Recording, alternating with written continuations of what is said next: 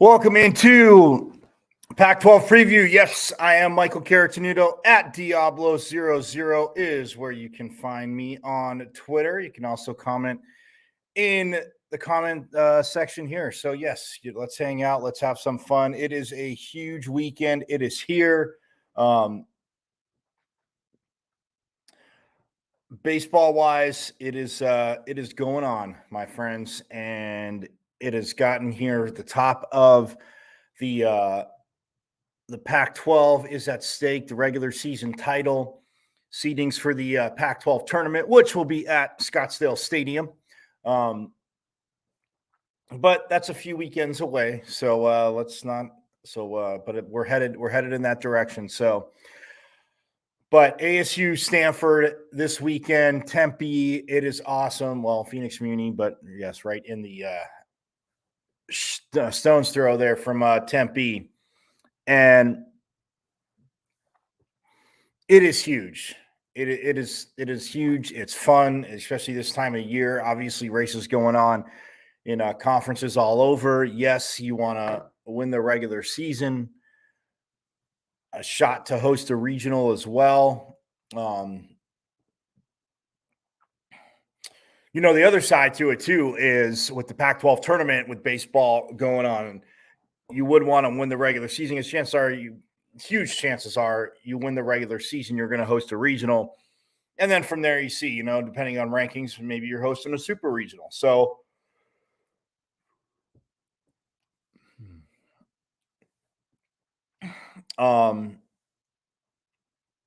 yeah, it's so that is huge. But the other side to it too is if, for the team that might not, for Stanford or ASU, if you come out of the series and say the other team wins it, they're up, they win the regular season. Well, you just go in and win the Pac-12 tournament, chances are you'll be hosting a regional as well too. And not saying that the loser of this couldn't host a regional, but it would be a little bit tougher, as you guys all know. So, so stoked that is but that is happening this weekend. Again, if you get a chance to check it out, I will remind you again, I suggest you check it out.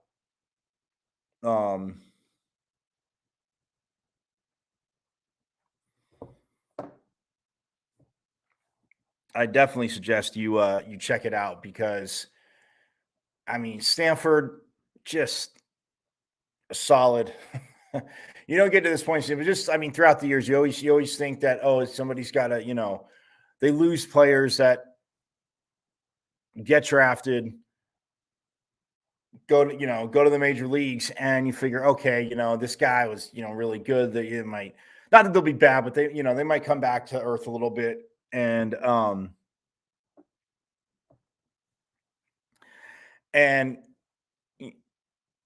maybe have to quote unquote go through some growing pains, rebuild. No. Not with sorry about that. Not with Stanford. And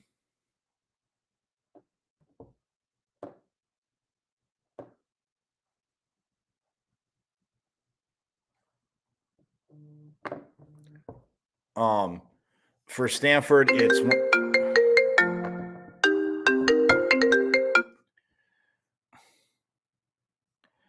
sorry about that. For Stanford, it's one of those things where and that's it's one of those things where that's what it's consistently like for them. It's rare you don't see them battling for the top of the Pac-12. It's very rare. Pardon me. It's very rare. You also don't see them. You don't see them hosting a regional, at least, if not a super regional. So, yeah, we'll get into that. We'll also get into softball, which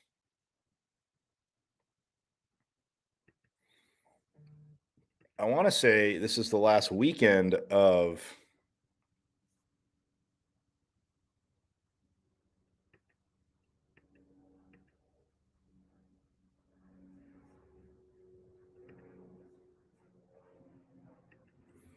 I want to say it's the last weekend of softball.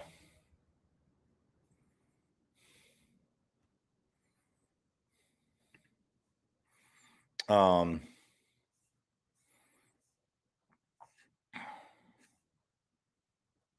yes, it is. Because the inaugural Pac-12 women's softball tournament will be next weekend, or yeah, well, starting Wednesday, um, down in Tucson. And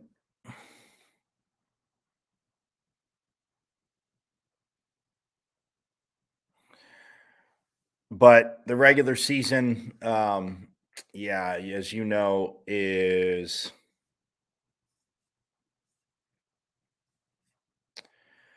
has been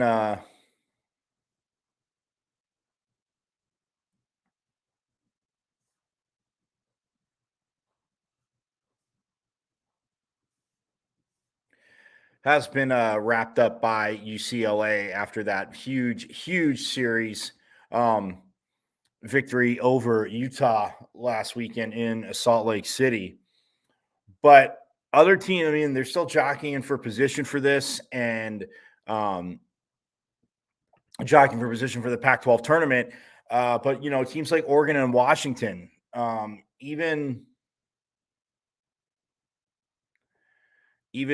Stanford, jockeying for position and trying to see if they would have a shot to host a regional. UCLA will definitely be hosting a regional. I mean, 21-3 in conference play this year did not. And those three separate losses, I'll get to it, and I'll say it now, but I'll say it again because it is impressive. Those three separate losses in three separate series. They didn't drop a series all season long in conference play. That is so. Man, hats off to UCLA. So yeah, they are going into the conference tournament as the number one seed in the Pac-12, the number two team in the country.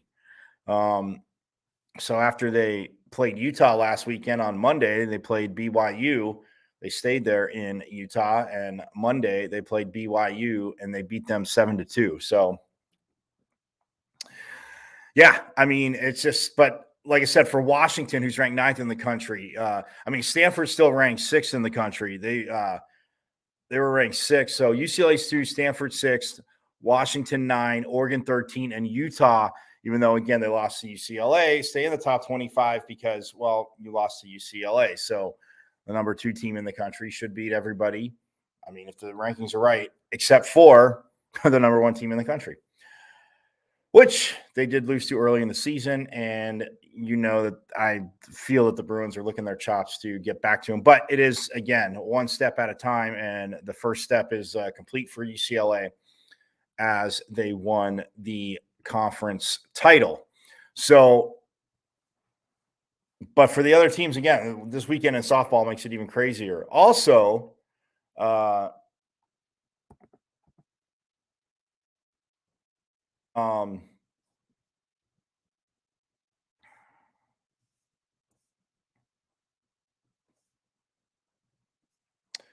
women's lacrosse tournament and is going on. USC was is the number one seed. Stanford, the number two seed. Colorado 3. Arizona State was 4, and then Cal was 5, and then Oregon was 6. Well, so in the first round on Wednesday, just 2 short days ago, ASU at number 4 squared off against number 5 Cal, who's hosting the lacrosse championships.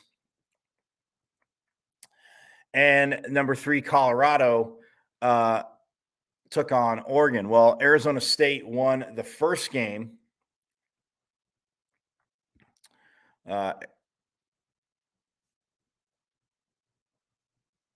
Arizona State won the first game.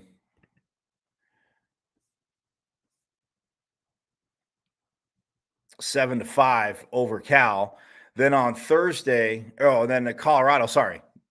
Colorado handled number 6 Oregon. I mean, Colorado 3. They beat Oregon 16-10. So then number 1 USC and number 4 ASU. And this is a really good matchup. yesterday.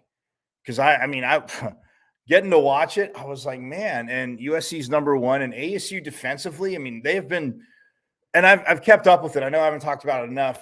Again, my bad, but on the women's lacrosse side, but I mean, ASU's a team this year that scored goals, but and in lacrosse at this level, you're gonna get sharpshooters, you're gonna get very creative offense, and again, if you're on a power play, it's the talent and the skill level is just insane. If you haven't watched any lacrosse, I literally do say shame on you, because it is absolutely awesome.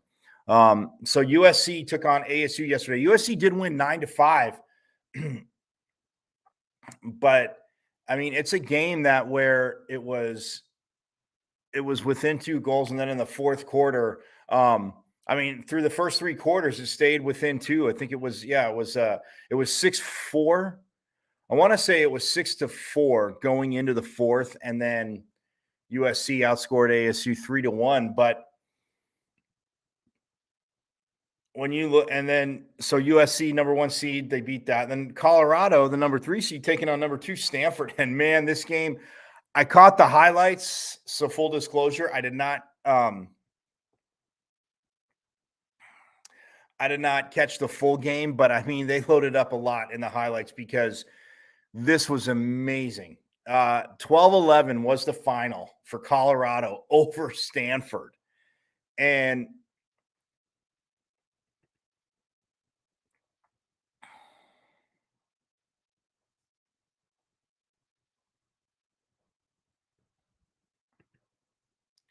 um I mean, Stanford was up 5-3 after one, and then it was 7-5 at halftime. And then in the third period, is where Colorado uh, was able to tie it up because it was 9-9 going into the fourth, and then Colorado outscores Stanford 3-2. Um,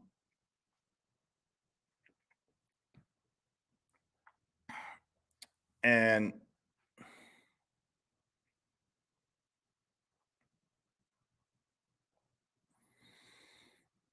it's, I mean, to look at it, I mean, it was team comparison. Stanford had 29 shots on goal, Colorado 26, or had 29 shots, and then on goal each had 20.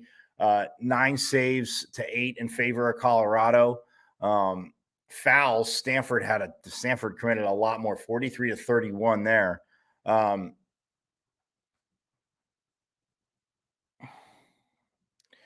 Turnovers, Colorado had 14 to Stanford's 12. And then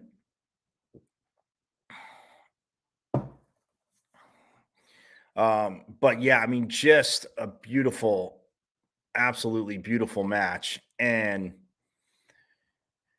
so that will set up. They have today off, which is good. 2 teams there. They have today off, gather themselves, go through a little walkthrough, and then tomorrow at 3 o'clock Eastern, 12 o'clock Pacific, number 1 USC and number 3 Colorado in women's lacrosse to see who takes home the championship. So, man, I tell you, it is one of those things where, like I said, if you haven't checked lacrosse out, you're definitely missing out.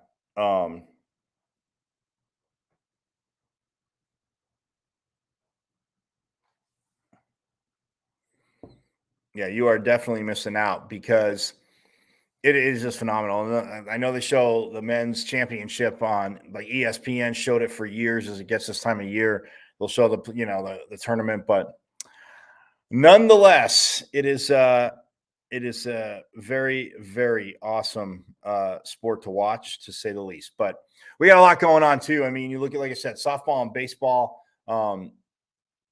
have, like I said, softball in their last weekend of the regular season, the inaugural Pac-12 tournament in softball kicks off this weekend, or not this weekend, this upcoming week starting Wednesday down in Tucson. So that'll be a lot of fun. Like I said, UCLA did that. But baseball, all right. So for baseball, like I said, we have the huge matchup between that team up there, Utah, and that team right there, ASU. But since it is such a big matchup, I had to go out and say, hey, man, I got to bring somebody on, a guy that's been around this team. And if you see on Twitter, Jack Loder likes to take funny, not just funny pictures, but just, pictures of me at just random times. And no, it's not an ego thing. It's just, he's got a good sense of humor. But he's definitely dialed in with ASU baseball from Devil's Digest. Jack Loder will be joining me. And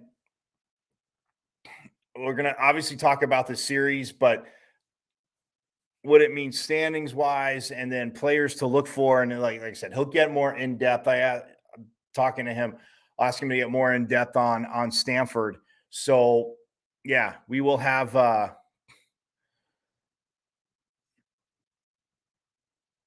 we will have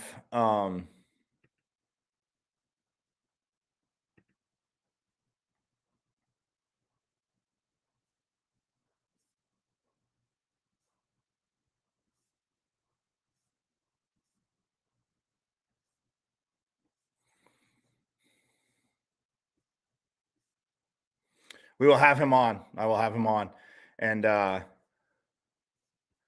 we will.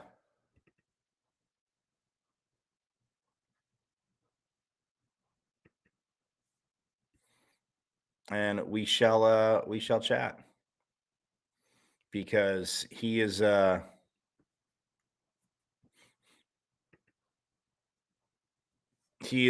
dialed in. So we shall step aside, and when we get back, Mr. Jack Loder from Devil's Digest will be joining us.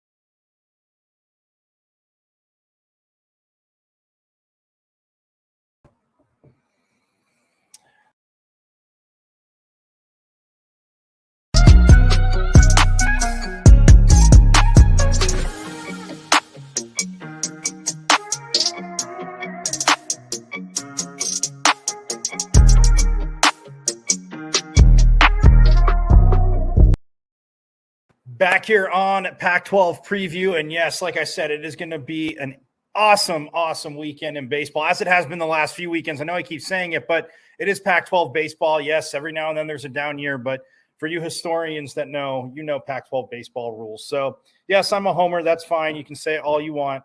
But I do know that this matchup is going to be huge. And since it's huge, had to bring out the baseball man himself, the man from Devil's Digest, doing great work with Devil's Digest, Jack Loder. What's up, my baseball friend? How's it going? Mike, it's good to see you away from the field. I'm used to seeing you grinding out there in your element. So it's nice to be finally welcomed into your domain. I've thought about it for a long time because, as I recall with our conversation, you were a pretty good high school pitcher. I know you're not gonna. I know you'll maybe self-deprecate, but you were a pretty good high school pitcher, right? I will not self-deprecate. I was a magnificent high school pitcher. Yeah. Yeah. See, I was teasing him in the beginning. I say that because we were out at ASU baseball in the fall with really fun media availability and stuff with Willie Bloomquist and the staff. And I remember you saw some people pitching. Somebody said to you, you're like, oh, you could probably strike them out. And you're like, oh, no. I'm like, oh, you get. And I already admitted, because I don't know if you remember, I told you this. I was a terrible hitter. But my thing is, if I got on first, I was taking second. I did have the speed that back in that day playing center mid. So I couldn't hit.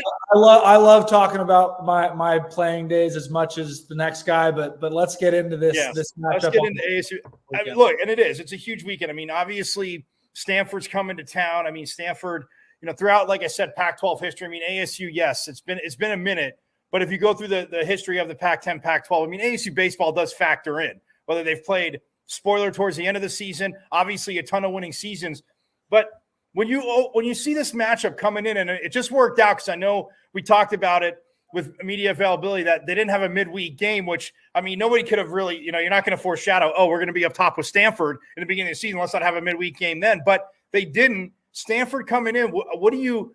There's a lot to it that's exciting about the series, but what should fans be looking for?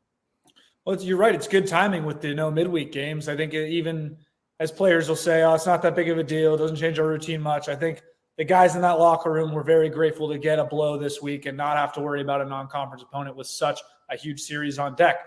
And frankly speaking, this is the biggest series that ASU baseball has played, the biggest regular season series, you could say, in a decade, honestly, definitely since they moved to Phoenix Muni in 2015. So this team's playing big games again, meaningful baseball in May, in year 2 of this Willie Bloomquist era. And I think that in and of itself is a success story. Yeah, I mean, Willie Bloomquist, the first year, I know obviously a lot of ASU alum were excited, ASU fans, because, yes, he is an alum. We know his career. I mean, obviously no slouch there with Willie coming in and the competitor that he was. But to have this turnaround be so quick, and I hate calling it a turnaround, but you're right. I mean, there is some bare years there for ASU baseball. I mean, by this program's lofty standards, definitely 100%. What have you liked from Willie? I mean, obviously focusing on this season before we get more into the game. Just what have you liked with what he's done, how his players respond to him, the staff, everything that Willie's been able to do?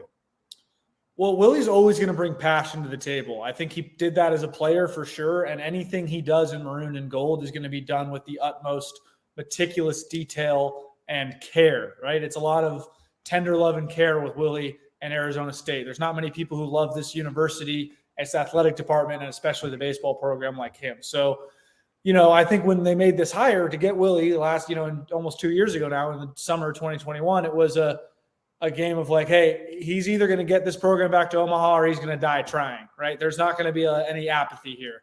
And that much is evident, I think, when you talk to his players too. They know the importance of this place to so many people. And this year it's really started to come together on the field. And ASU started off the Pac-12 slate with a pretty light schedule, but hey, you can only play who's in front of you. They took care of business all year and took a series from Oregon State, split a series with Washington with a canceled game, dropped a series to a really good Oregon team who I think Stanford's got the top spot now, but I think when it's all said and done, you could make an argument that Oregon's the most complete team in the pack. So losing 2 of 3 in Eugene, not a big indictment at all. ASU didn't play well. They still stole a game on that weekend. So coming into this weekend, it's still a really confident bunch.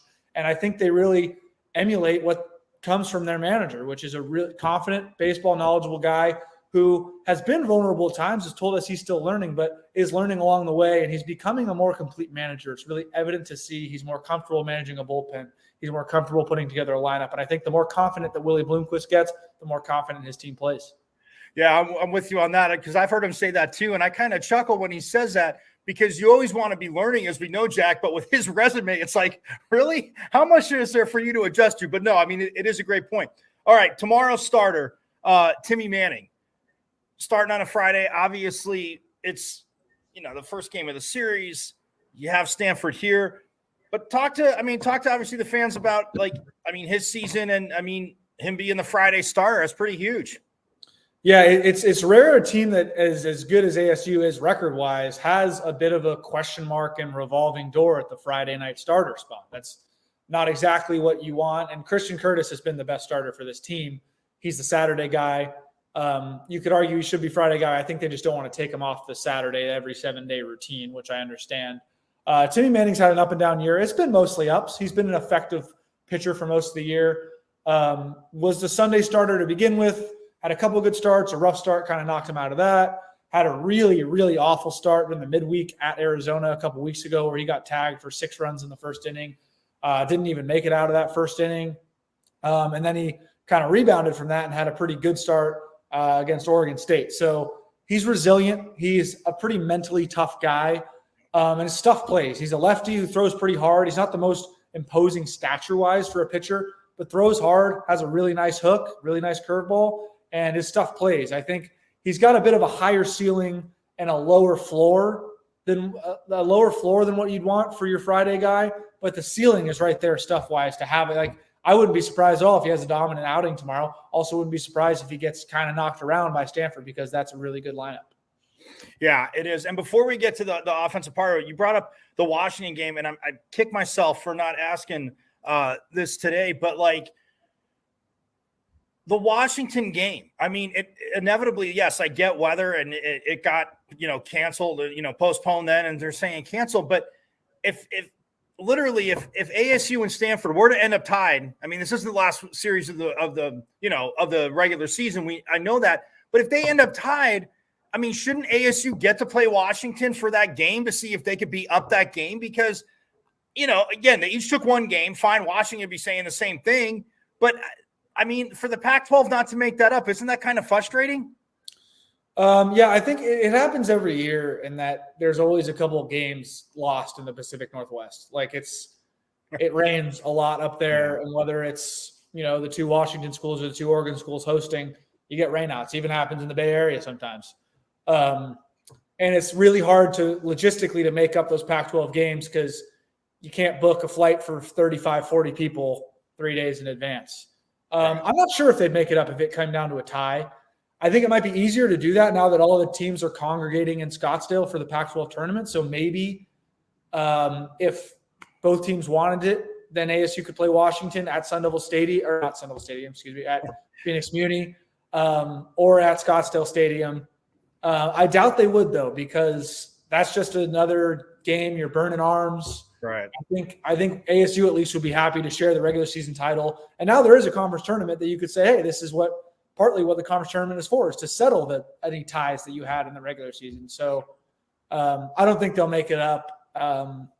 It's not that big of a deal. They have loftier goals. I don't think they're too hung up, and they'd be fine to share a Pac-12 title label in Bloomquist's second year.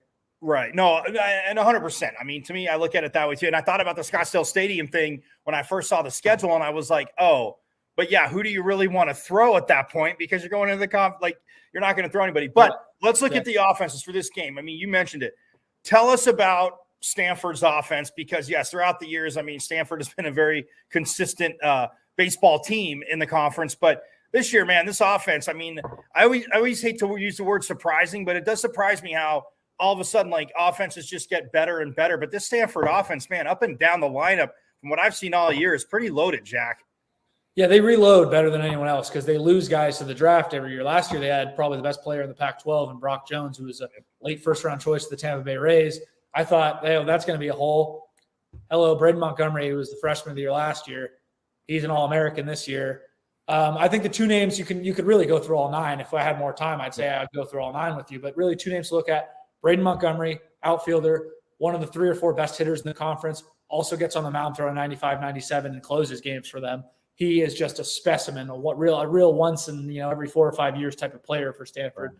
It's amazing he made it to college, honestly, because I thought he was going to be a pro out of high school. And then Tommy Troy is a junior middle infielder. I'm not sure if he plays second or short, but he's a phenomenal hitter. You'll see him in the 2 or 3 hole. Him and Montgomery kind of trade off on that. ASU pitchers are going to have their hands full. I mean, I said it today in the presser. Stanford teams are really well-disciplined hitters, especially under head coach David Esker. These are guys who know the strike zone. They don't give you anything. They're not going to chase very often. They're not going to make bad. They're going to lay down bunts, and they're going to run and manufacture runs when they have to, and then they'll break your back with a 3-run bomb too. So it's no accident that they're number 8 in the country right now in most polls.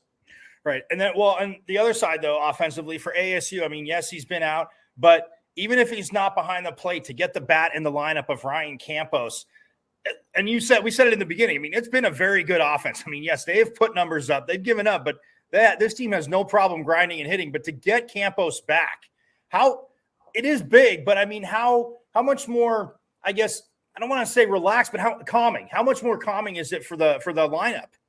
I wouldn't say calming. I'd say it's a spark, but it's just another igniting piston on this offense. And I think Willie Bloomquist, honestly, his head has hit the pillow the last few weeks, dreaming of the night where he can fill in Campos, McLean, Keishel, Tobias, fearsome foursome, if you will, because that is one of the best fours outside of the 5 or 6 SEC teams that are in Wake Forest. Maybe you could put those 4 in the 2 to 5 slot up against anyone in the country. Those guys bang. And then you got Luke Hill I would say Luke Hill leads off tomorrow. And then you get those 4. On the other side of it, you get New Contradas and Isaiah Jackson. This ASU lineup, and it's so strange. This program is no stranger to home run hitters and big time offensive numbers. There's really not a break up and down the line. Right. What about, and last thing I want to ask you, how do you, I mean, it seems to be pretty good. He adjusted well. I mean, the speed, the talent, but you mentioned Isaiah Jackson there. How have you seen his growth, and what's kind of impressed you from him? So coming into the season with Isaiah Jackson, I was just floored and impressed by the tools, right? 5'6" tool guy, hits for power, hits for average, incredibly plus defender, great arm. And the reason I've become more impressed with him throughout the season is because he struggled in the beginning, struggled way more than most people thought he would. And he has taken those struggles with the maturity of someone who is a lot older than 19 years old. And I think that's why I say he's a 6 tool guy. He has the 5 physical tools, and the 6 tools maturity and the ability to adapt. So he adds that. He's come back from a really, really rough stretch he had there the last week of February, first couple of weeks of March, where he looked like, oh, maybe this guy maybe it's not going to be the freshman year that's it for him. Maybe he's really going to have to take his lumps this year. Took the lumps, spent a little bit of time out of the lineup, but ASU with some injury depth they had really did need him in there. And he tried and was, going through those tribulations, and now he's a mainstay and he's hitting better. The only reason he's not up in the 1 to 2 hole is because this lineup's so loaded, and he's a really, really effective 6 to 8 hole hitter, because you get down there in that part of the lineup, and like I said, there's no break. You run into Isaiah Jackson, he can hit the ball out of the yard, he can go gap to gap, and he can beat out an infield hit. There's really not a lot of things you can do with him. Kind of a matchup nightmare for a pitcher. Yeah, and defensively too, I think he's came from everything you said. Offensively, kind of came into his own, and like you said, with the injuries, they've definitely needed it. But he is the baseball guru, as I love to call him, Jack Loder from Devil's Digest. He puts up some funny, good stuff on Twitter too. Knowledgeable, but funny and good stuff on Twitter. Right. Hey man, thanks for coming on Pac-12 Preview with me finally, and I'm going to enjoy this weekend series. It's like I said, it's going to be a lot of fun. I think Phoenix Muni will be rocking, and it'll be nice to take it to the alleged really smart kids of the conference. Right. It's Arizona State and Stanford. Don't have much in common, but 2 very good baseball teams this year. Awesome. More coming up here on Pac-12 Preview. We'll be back.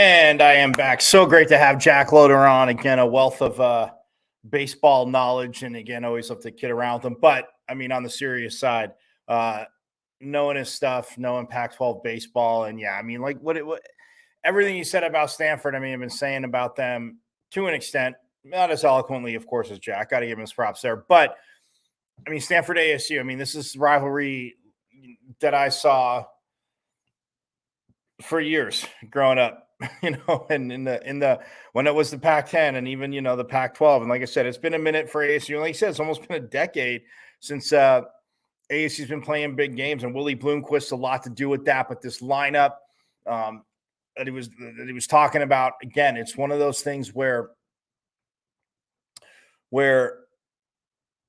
now that you have Campos in the lineup, whether he's DHing, whether he could be in left field. Yes, naturally he is a catcher, and that's what I was talking to Jack about. But just to get the bat back into this lineup, and like you said, spark. I mean, I was thinking calming for the other guys, knowing that the other bats there. But again, it is a spark, and the fact that Ryan Campos will be out there.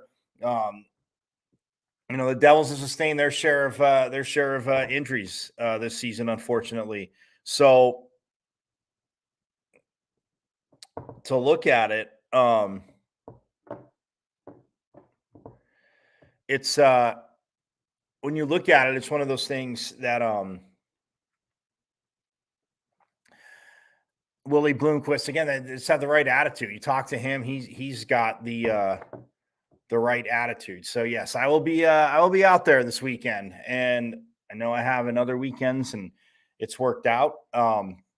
But yeah, I'm looking so forward to this because throughout the years I have seen many of awesome games between ASU and Stanford.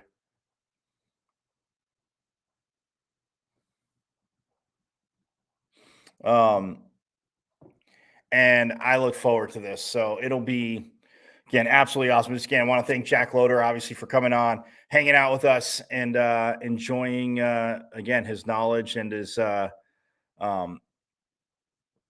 knowledge of this team and what they're doing. And again, just from how he sees it, again, former pitch. Well, I mean, he can still pitch, but I mean, played pitcher, very, very good. And it's like I said, it's going to be an exciting series. I'm so stoked. It's like I want it to not go too fast, but I want it to get here right now. So, well, it is here, but I'm just saying I want to be at the stadium right now. But yeah, so I mean, again, and the other matchups in baseball this weekend, by the way. So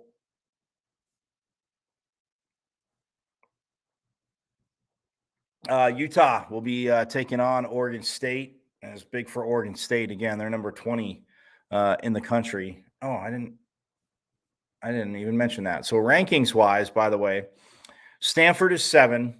Oregon is 19. Oregon State is 20, which again, recency bias. And I just kind of smile and nod because ASU took 2 out of 3 from Oregon State. And then ASU is 22. So, but again, those 4 teams looking to go to, well, Stanford and ASU looking to host a regional, and then Oregon, again, you have an outside shot, Oregon State at this point, and you're playing Utah, who's, at the bottom end of the conference, but that's why they play the games, kids. So but again, Stanford 7, Oregon 19, Oregon State 20, ASU 22. Those are the ranked baseball teams in the Pac-12. As for that, Oregon State, like I said, they're hosting Utah, so that'll be big for them to get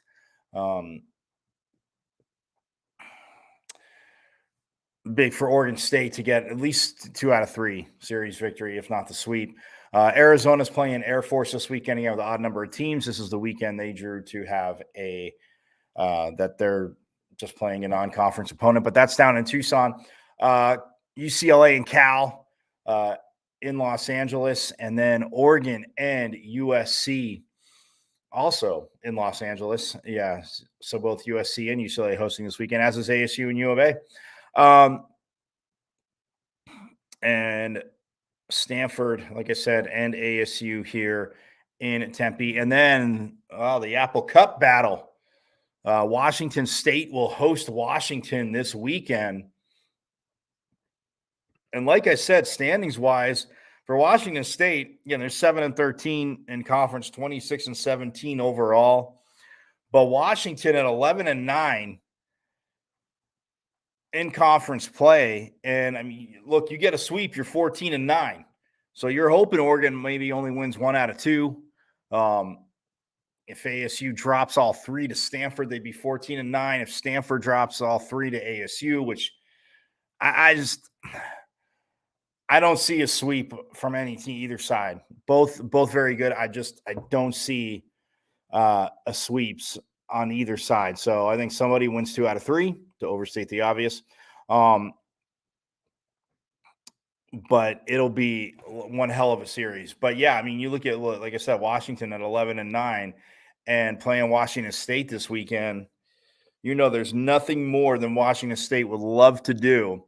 Because say Washington State were to sweep them, they would be 10-13, and then Washington would be 11-12 in conference play. So it's just, when I look at this coming into the weekend and getting ready for the show, it's fun to throw out there. But yeah, schedule wise or rivalry wise, we know that is huge. So, and that game is the nightcap tonight. 10 o'clock Eastern, 7 o'clock Pacific. Also, the ASU Stanford game, the first one today, or tonight, 9:30 Eastern, 6:30 Pacific. And yeah, that's just awesome. Tomorrow on Saturday, that ASU Stanford game, 9:30 Eastern, 6:30 Pacific. That and the USC Oregon game, the nightcaps in baseball. And then on Sunday,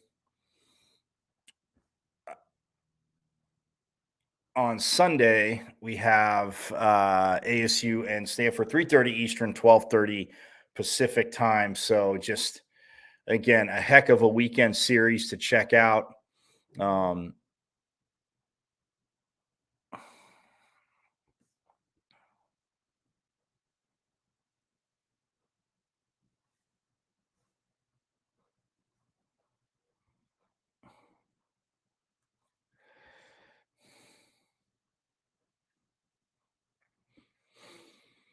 Yeah, and then some one-off games to finish out next week, but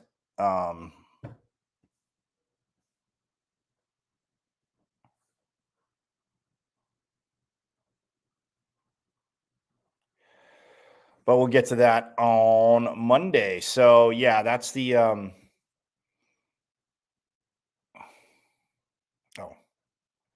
for baseball. Sorry, yes, this is all baseball. So yeah. But yeah, some midweek games next week.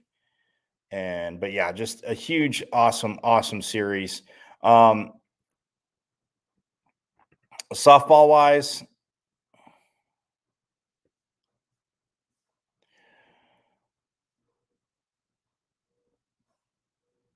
Softball wise, ASU is going up to Oregon State. UCLA, again, they're done with conference play this weekend. They're playing San Diego State. But Oregon is hosting Utah. Again, still big for both schools. And then Arizona hosting Cal, and Stanford hosting Washington. And that is huge. Like I said, the pack behind UCLA jockeying for position, trying to see, again, what seed they can get for the Pac-12 tournament in softball. And then also, again, a shot to host a regional or land at another close regional as, the number 2 seed, obviously, because the team hosting will be the number 1 seed in regionals. So yeah, those big matchups there. And like I said, standing-wise, I mean, you look at Washington, Oregon, even Stanford. and Washington and Stanford are playing. Oregon and Utah are playing. So the teams behind it, just how it works out the last weekend, again, with standings and getting lucky. ASU could do themselves well if by sweeping Oregon State. They'd finish 24-23. Again, not the best, but then they'd also not the best of records. But again, Coach has been battling there. So, and the team, again, it's been an adjustment year.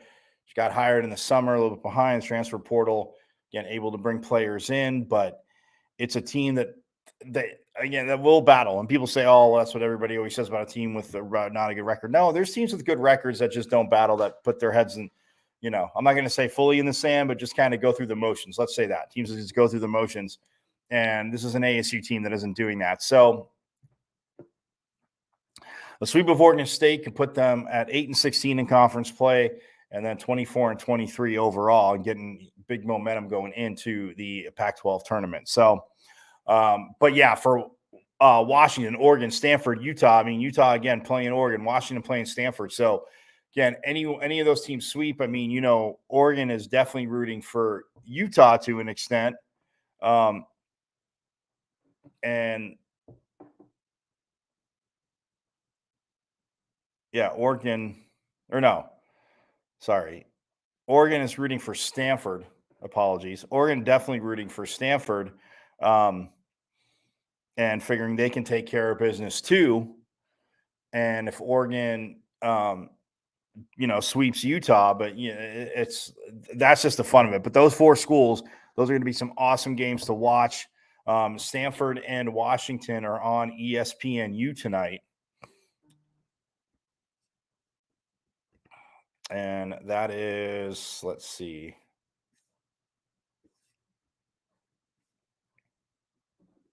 That is 10:30 Eastern, 7:30 Pacific on ESPNU. So the first game in that series, absolutely awesome. So, I mean, it's a big weekend. It is a huge weekend. And then also in women's lacrosse, like I said, tomorrow,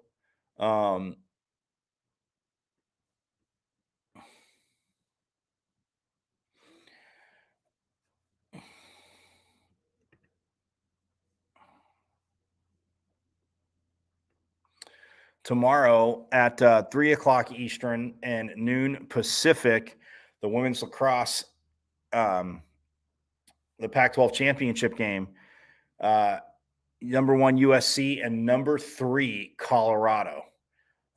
So that is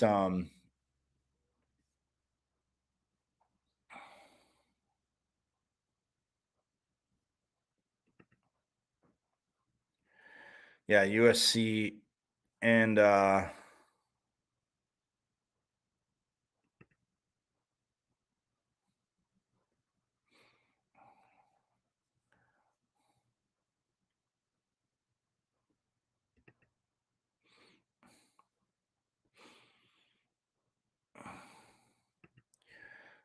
SC and Colorado. Sorry, I was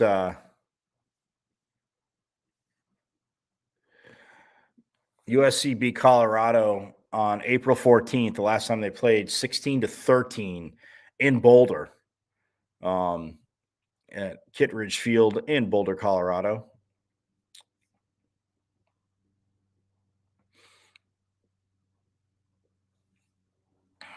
And then when they played at McAllister Field in LA, SC in March got the victory 17-13 over the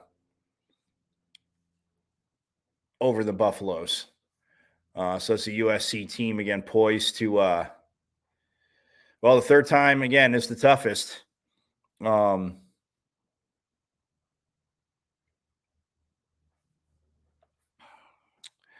Third time is the toughest, but that's their and USC was 9-1 in conference play this year, 15-3 overall.